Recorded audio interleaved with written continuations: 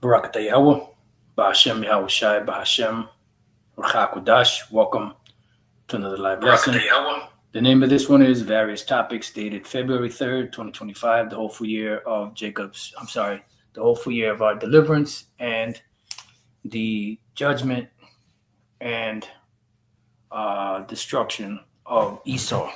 So, like it for a minute.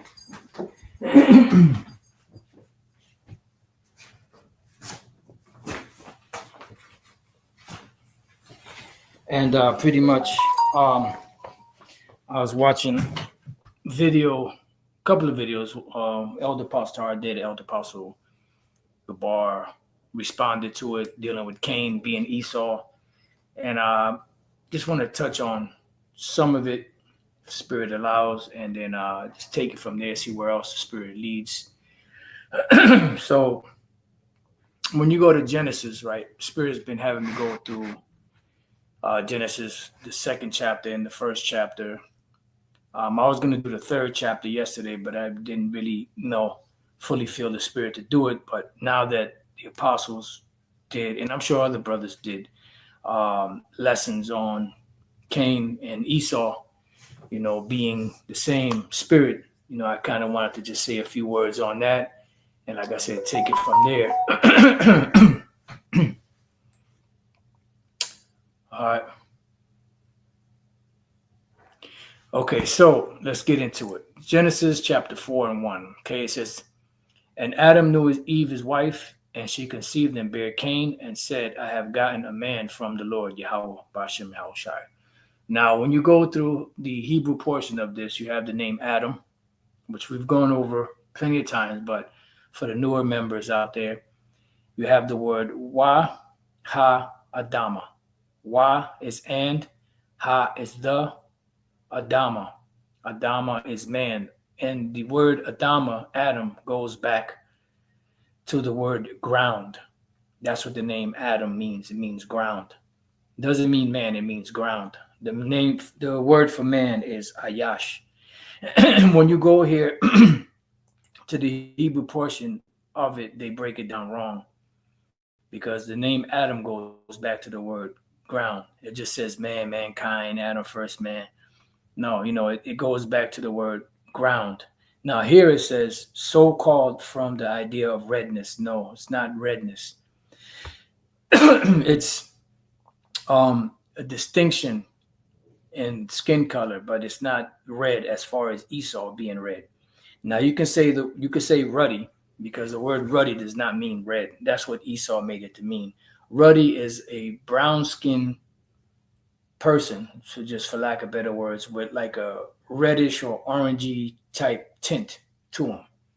All right, like if you was to type online in the Google search, right, and you typed in ruddy animals, right, and then we go to images, what are you going to get? In the images, you're going to get brownish, reddish,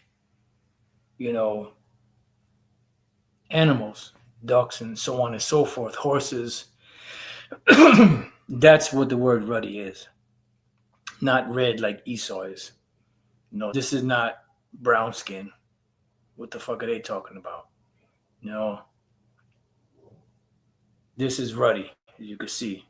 Different shades of brown, but it's like has like an orangey kind of tawny kind of reddish undertone. All right. Now, when you type in ruddy people, you're going to get, boom. See, that's ruddy. Not this. This is not ruddy. This is red. This is red. This is ruddy, tawny. This is ruddy, tawny. This is ruddy. That's not ruddy. That's red. That's ruddy. That's red. All right. So these devils will tell you part truth and part lies. Okay. This is more like the ruddy, not this. Now her hair is reddish, but that's not ruddy either. This is ruddy. This is skin tone. Okay. But they'll, lie and cheat and do what they do. All right, so the name Adam goes back to the word ground. Let me see if the actual root word Adama, nope, it just says red, red, red. It goes back to the word ground, Adam. And that's why we say the blue letter goes off from time to time. Now, the word Eve is from the word chawa, which means like farm, you know, because what do you do on a farm? You plant seeds in the furrows and then you cover it up and it grows. That's what a woman is. The man has the seed, which is the sperm, puts it into the woman, and the woman, you know, nourishes that seed until it's fully grown and you get the fruit of it, which in the case of a woman would be a child. And she conceived and bare Cain. Now, the name Cain goes back to the Hebrew word kwayan. All right. Now, the word kwayan, as you see here, kwa, ya, and a na, final na, in the Aramean or Syrian script, kwayan is weapon, but it's like a stabbing weapon. All right. And I think they go off when they break it down. Some words they break it down wrong, some they break it down right. Kwayan doesn't mean possession. It means, see, Kenites, Smiths, it means a stabbing weapon, like a stabbing weapon. Let's see, Kwana by Perch Kwayan. See right here, when you go to the root of Cain or Kwayan, it goes to the word for spear. So it's like a stabbing weapon, see, a lance. Because that's what the name Cain meant, because Cain slew his brother. Now, it doesn't say how he slew his brother, but based off of the name, you have something called nomen omen, which Elder Apostle Gabar goes into all the time, which is name prediction. His nomen omen was he was going to kill his brother, Kwayan, Kwayan, which is a stabbing weapon. So he could have murdered him, with a sword or with some type of dagger or knife, a stabbing weapon. Now, the interesting thing about this also is when you look up one of Cain's descendants, which is Tubal Cain. Let's see if we could find it. Tubal Cain. Let me just do it like this, just for interest of time. Tubal. Not two balls. Tubal. Tubal Cain right here. Let's see. Tubal Cain is Thawabal Kwayan. And Thawabal Kwayan, or Tubal Cain, would be traveling weapon.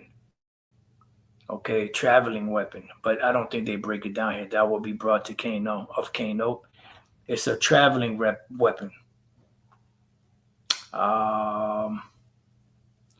Your ball, see, it goes bad. Let me see. Yam Cainite, Kwayan Cain. So your ball, which is where you get the word Thawabal from, this is the root of it. The word Yabal means to bring, lead, carry, conduct, see, bear along. So if you put it together, to carry or to bear along, it's like a traveling weapon. Thawabal Kwayan, traveling weapon. All right. Oh, wait a minute. What does it say here? To flow, especially copiously and with some violence, see, because that's exactly what Cain did, and that's exactly what Esau does today, because the Cainites, not the Canaanites, the Cainites, descendants of Cain, were destroyed during the flood.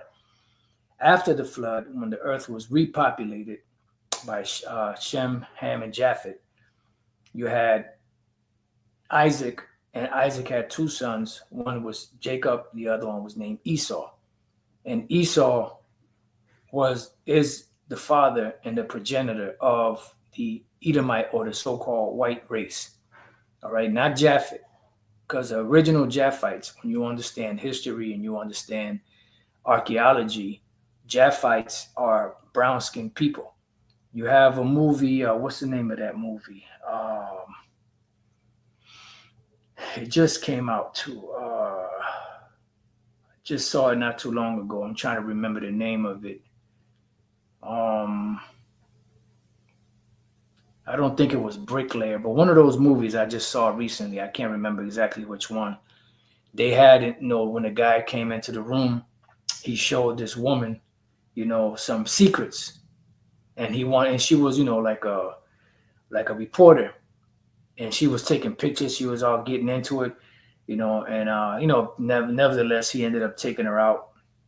But in that scene, when they first walked into the room, I believe that was the scene. In the back on the wall, you have a picture of three brown-skinned men and one light-skinned looking woman on the wall. Those are Minoans.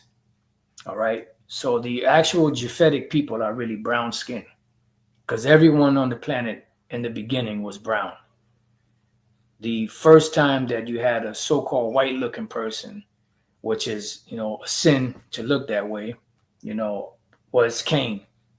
All right. Then after Cain, you had Esau later on that came on the scene and was cursed with that form of skin disease known as leprosy in the scriptures as an identifying marker. But the beautiful thing about it is that you have Israelites out there and other nations that look like Edomites that are not actually Edomites. So that's the magnificent work of the Lord. Just keep everyone guessing, because, you ain't going to figure out the Lord, period. All right. So a two-ball cane is traveling weapon. Now, let's go back. Verse 2. And she again bare his brother Abel. Now the name Abel goes back to the Hebrew word Habal. Now they break it down here wrong. All right.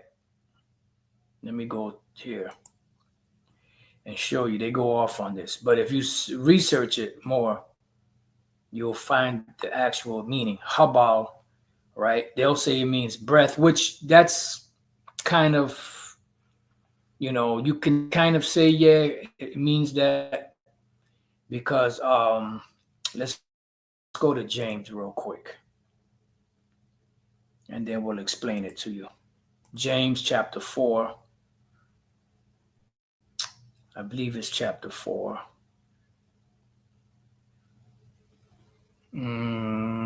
Yep, and 13.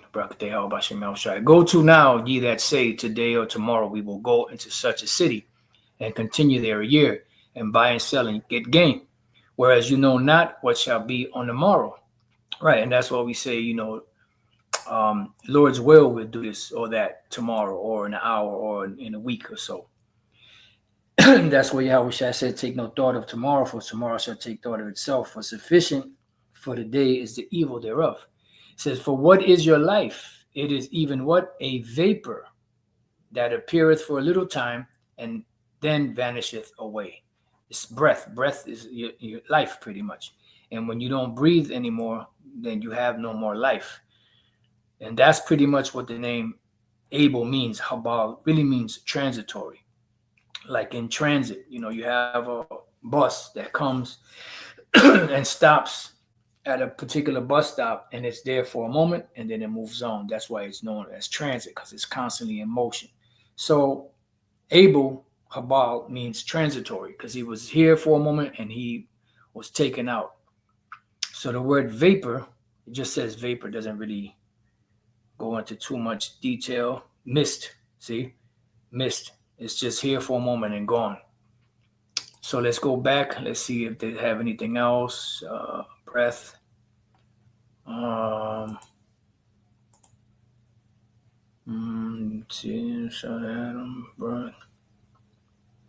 See, exhalation, vapor, mist, darkness. So pretty much it's here for a minute and gone. Pretty much transitory. All right, there we go. Sirik is rendered commonly used for anything transitory. See, evanescent, frail. Like you have ginger ale, you have sparkling water, and you have that when you pour it, you have that effervescence, and after a while, it goes flat. Well, that's the transitory, vapor of life, and that's what Nomen omen wise, or name prediction wise, Abel was named that. Cain was named stabbing weapon. Abel was named transitory. How heavy is that, right? So there we go, transitory. So Let's go back and read this again. Genesis 4 and 2. And she again bare his brother Abel, and Abel was a keeper of sheep, but Cain was a tiller of the ground.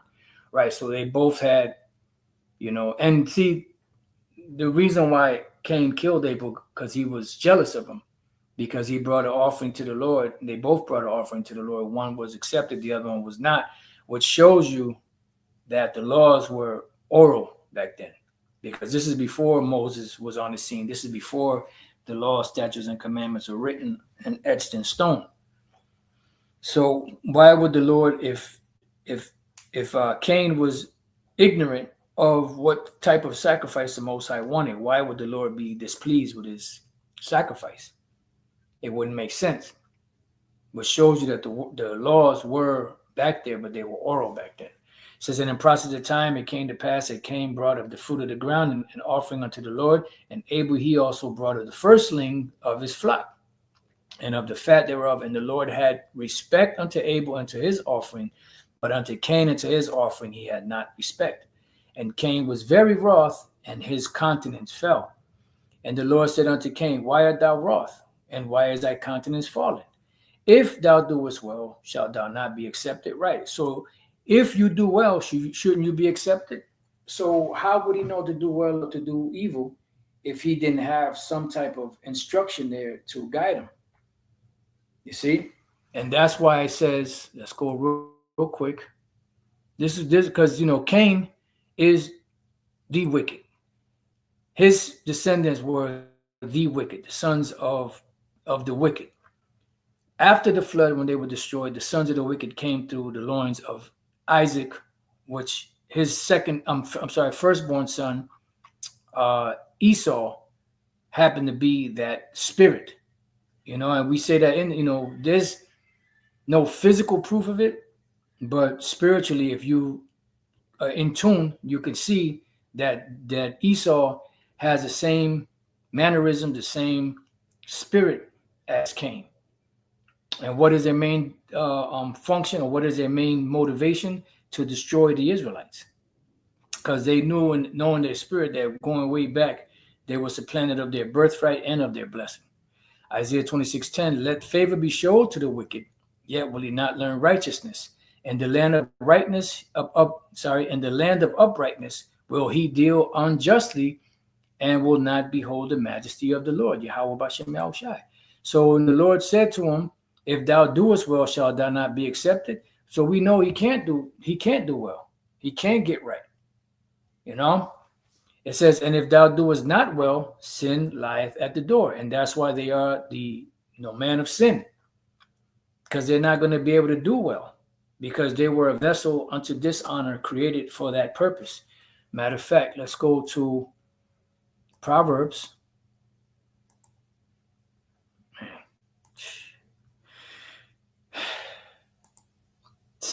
16:4. The Lord Yahweh Bashem Shai hath made all things for himself, yea, even the wicked for the day of evil. So the wicked, the Edomites, were created for the day of evil. So if they're created for the day of evil, why would the Lord destroy someone if they do righteousness? So it's obvious that they're not going to do righteous or righteousness. And it's obvious that they know. That's what the Lord said unto the wicked. He said, what hast thou to do to declare my statutes, or that thou shouldest take my covenant in thy mouth, seeing thou hatest instructions and castest my words behind thee? So they're not going to do right. All the way back when they were Cain, when they came back as Esau, they're not going to do right. They can't do right. It's impossible. It says, Genesis 4:7, and if thou doest not well, sin lieth at the door, and unto thee shall be his desire, and thou shalt rule over him. You shall rule over Satan, and you shall rule over sin. But they can't, because sin rules over them. The spirit which is lifted up is not upright in him. Matter of fact, let's get that real quick. For those of you that may not know. Let's go to Habakkuk chapter 2 and verse 4. Behold, his soul, which is Esau, which is lifted up, is not upright in him. So his soul is not upright in him. But the just shall live by his faith, meaning the Israelites and especially the elect. All right. And one more would be Malachi chapter 1. You can read from the first verse. We're just going to go straight to the point in the interest of time. Verse 4. Whereas Edom, now Edom is a Hebrew word adawam, adawam, which is different from the name Adama. Adama, ground, Adawam, red. But when you go to the blue letter, they try to mesh them both together because they're similar in spelling. And that's what Esau does. That's why sometimes when you look at the word Edom and you look at the word Aram, which is Syrian, they look similar. And sometimes in translation, they got confused and put Edomite where Syrian should be and Syrian where Edomite should be. And we've done lessons on that in the past. And Lord's will, if the Spirit allows, we'll do them again. So whereas Edom, which Edom is the name of the nation, Edom, Edomites. Esau is the name of the man. The people that came after him, his descendants, would be known as the Edomites because his name was changed to Edom, Adawam, which means red. Whereas Edom saith, we are impoverished, but we will return and build the desolate places. And you see how they built the world up. Thus saith Yahweh Bashem El Shai of hosts, they shall build, and you see you. Now, can somebody please show me a scripture or a handful of scriptures that say that Japhet would be building? It didn't say anything about Japhet building anything. It spoke about Esau building. It spoke about Esau, putting skyscrapers or high rises or high, places pretty much on the earth. But it doesn't say anything about Japhet building anything. And it doesn't really use Japhet that much as far as prophetic things in the future. Because eventually Esau would remove the Japhites out of their inhabited lands, even though you still have some of them amongst the populations. Because I'm sure you still have Japhites all throughout so-called Europe. You still have Japhites in Australia, because the Japhites were moved out of there. That's why those Polynesian people, they were the same ones, they're islanders. Those Polynesian people were at one time, they're going way back, they were inhabiting all those islands, that you see in the Mediterranean Sea. That was their islands, and then the mainland, which is today known as Europe, that's also their habitation. And the first time the Edomites, or the so-called white man, got into power was through the Macedonians, which was Philip and Alexander, and some of those other kings that were before them may have been Edomites, or they might have just got in there through the Macedonian king line, as these devils do. Or that's not possible to do. Oh yeah, so how the fuck did the white man get into the kingship or the king's seat in England?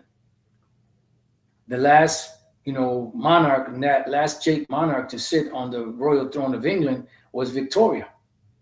I believe it was Victoria I. And she married Edward VII, which happened to be of the Saxe-Coburg line, which that line goes back to the Germans. And then she had a son, and he became the new, king after her death. And that's why in I forget what year it was, 1901, was it?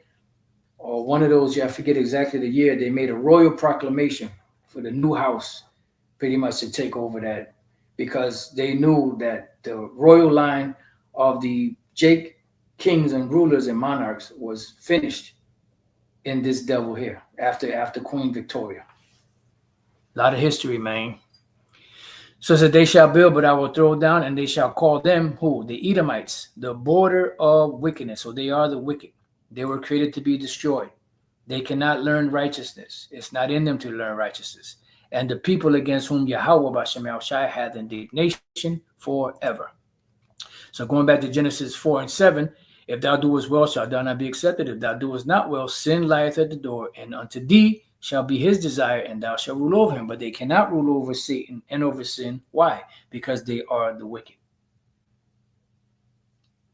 It's very simple, very easy. And Cain talked with Abel, his brother. So, let me holler at you. And it came to pass when they were in the field that Cain rose up against Abel his brother and what slew him. Hence, took care of two omens or name predictions. Cain, Kwayan, stabbing weapon. Abel, Habal, transitory. Breath. Here 1 minute and gone the next. It says, and why did he do that? Because he was jealous of his brother. Because his brother did the right thing and he did the wrong thing, just like Esau and Jacob. Esau did all the wrong things and Jacob did all the right things. So it says, and Yahweh Bashem said unto Cain, where is Abel thy brother? And he said, I know not. Am I my brother's keeper? That's just like the devil. And he said, what hast thou done? The voice of thy brother's blood crieth unto me from the ground. All right. Now, what does that mean? That means that when, let me see if I could find this real quick. That when Abel died, his spirit went right up to the throne of the Most High. And what did he do? He accused his brother of, pretty much of the crime that happened. What happened to you? Which the Lord already knew.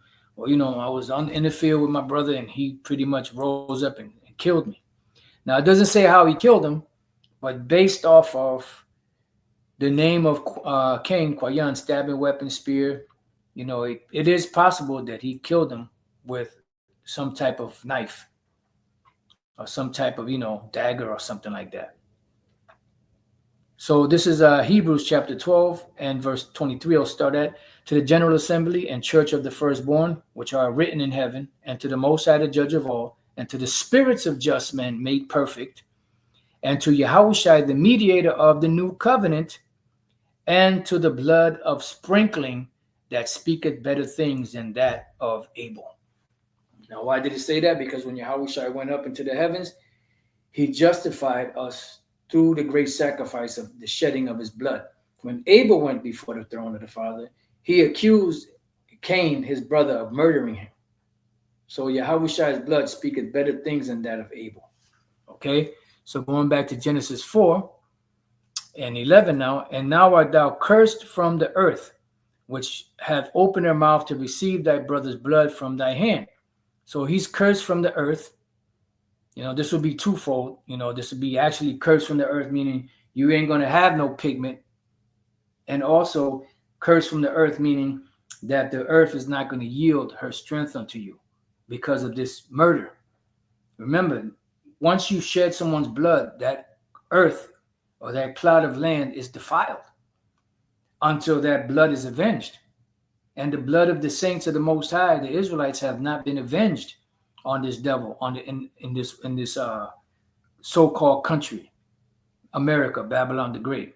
And that's where the Lord is going to cause a besom of fire to sweep across this country and destroy it. And then the lasers from the chariot is going to finish it off because of the wickedness and the controversy that the Lord has against you for murdering his people.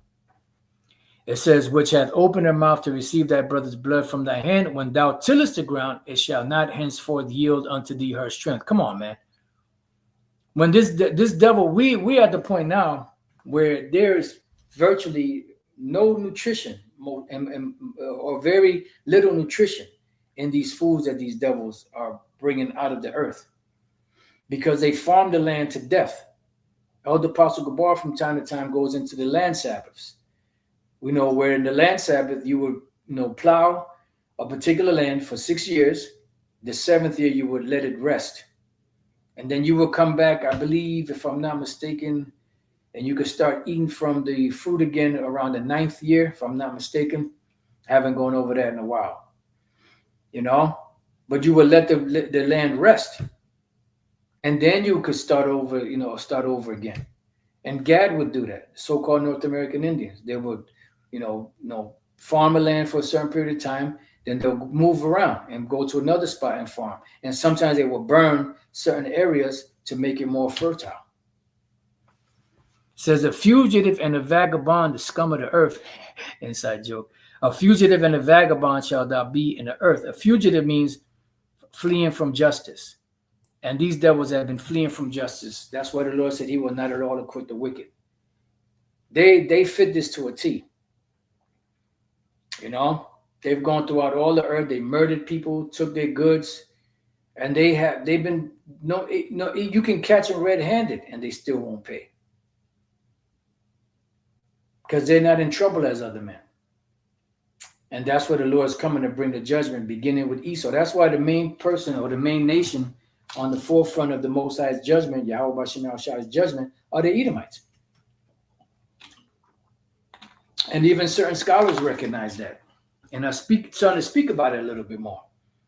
You know, that Esau is the only nation or neighbor of the Israelites that was never promised any form of mercy from the Lord. And they figure prominently in the future scriptures of a destruction. I'm just merely paraphrasing. So they know this. It says a fugitive and a vagabond. A vagabond is pretty much a wanderer. You know, going from one place to another. It doesn't mean a derelict. It doesn't mean a bum. A vagabond is just simply like a wayfaring man. You know, you're here and then you're constantly moving around. And you can see that. You read Psalms, the 73rd chapter. It tells you that these devils don't keep at home. You know? I'm sorry, that's Habakkuk. But then in Psalm 73 they also go throughout the earth. You know, doing these things. Taken. You know, so the vagabond. And then when you look at how Cain, when he was removed out of that area, it said that he went to the land of Nod. There's no such thing as a land of Nod.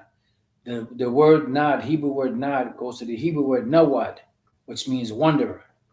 Now, some sources have said that the word Khazar means pig, and some sources said that the word Khazar means wanderer, which the Khazars were the descendants of what today you would know as the small hats, you know.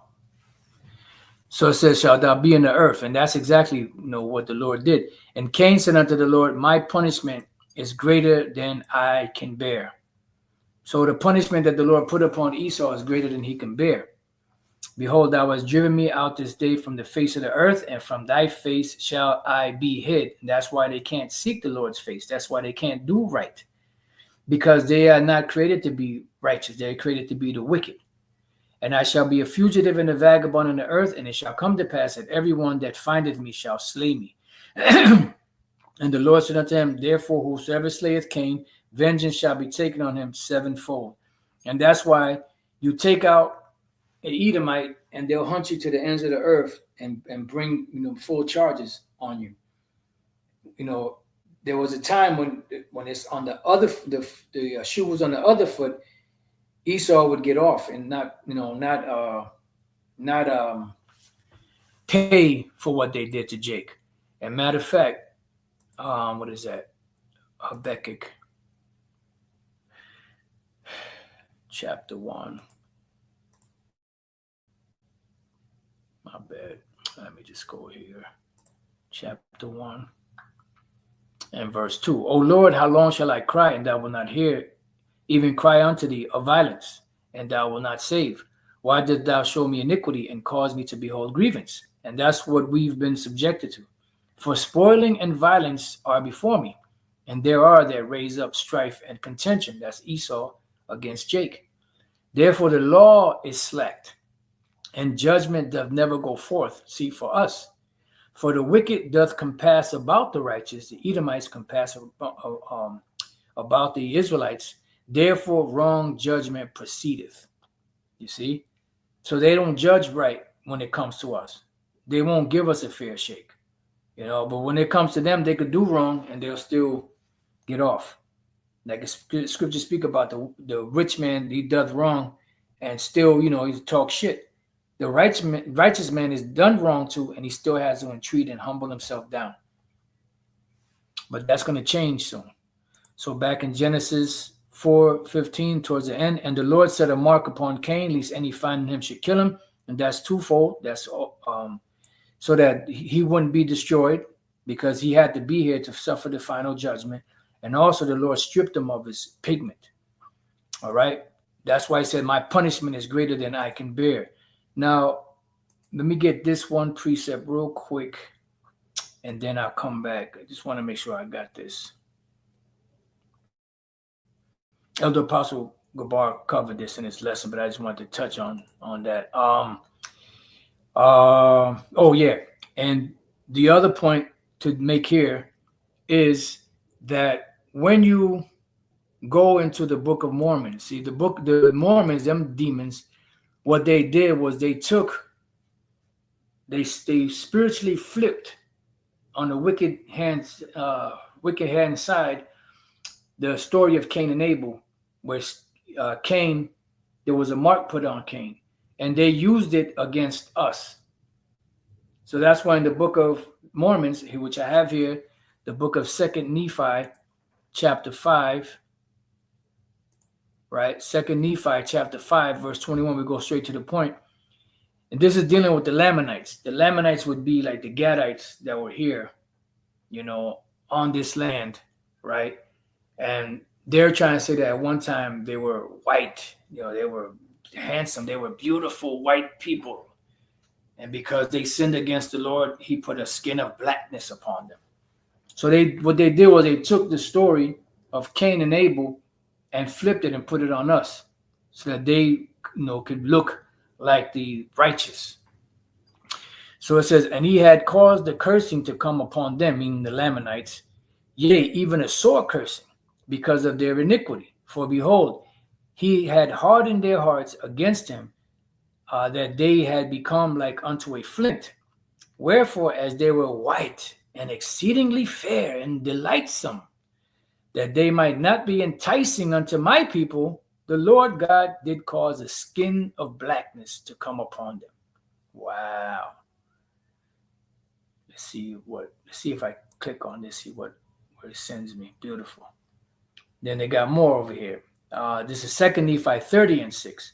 And then shall they rejoice, for they shall know that it is a blessing unto them from the hand of the Most High, and their scales of darkness shall begin to fall from their eyes, and many generations shall not pass away among them, save they shall be a pure and a delightsome people. Let's see. 2nd Nephi 2:14. And it came to pass that those Lamanites who had united with the Nephites were numbered among the Nephites, and their curse was taken from them, and their skin became white like unto the Nephites. Oh my God. And their young men and their daughters became exceedingly fair, and they were numbered among the Nephites and were called Nephites, and thus ended the 13th year. See the bullshit? So they pretty much have spiritually flipped this scripture here, and pretty much used the curse of Cain being turned into a leper and try to put it on us. Now, when you go to Numbers, because he said, my punishment is greater than I could bear, Numbers 12 and 9, and the anger of the Lord Yahweh Shem El Shah was kindled against him, and he departed. He was mad at Miriam and at Aaron for talking shit about Moses for marrying that woman. And the cloud departed from off the tabernacle, and behold, Miriam became leprous, white as snow. And Aaron looked upon Miriam, and behold, she was leprous. So he got scared. He got nervous. And Aaron said unto Moses, alas, my Lord, I beseech thee, lay not the sin upon us. See? Wherein we have done foolishly and wherein we have sinned. So that was a heavy burden, a heavy sin. That's why Cain said, my punishment is greater than I can bear. So it says, wherein we have done foolishly and wherein we have sinned. Let it not be as one dead, of whom the flesh is half consumed when it cometh out of his mother's womb. So I thought that was the way to look. If you wanted to look handsome and delightsome and appealing. But not according to the scriptures, that's not.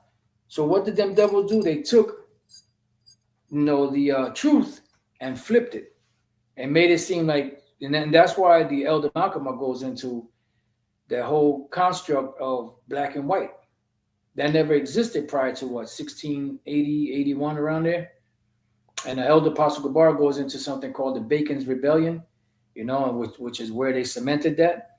So pretty much at the end of the day, the the scriptures say different than what Esau says. You could read through Leviticus 13 and Leviticus 14, the law on leprosy and the different types of leprosy.